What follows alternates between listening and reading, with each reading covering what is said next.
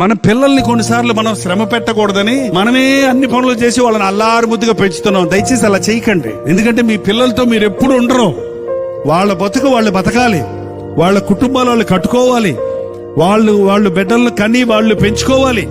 కాబట్టి మన పిల్లలకు చిన్నప్పటి నుంచి క్రమశిక్షణ నేర్పించాలి, విశ్వాసం నేర్పించాలి, ప్రార్థన నేర్పించాలి, వాక్యం నేర్పించాలి.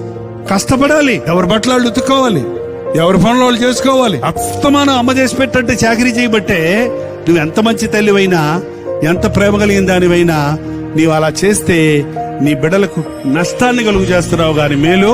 శ్రమలు సహించటం నేర్చుకోండి, శ్రమలలో ఓర్పు కలుగుతుందని నేర్చుకోండి.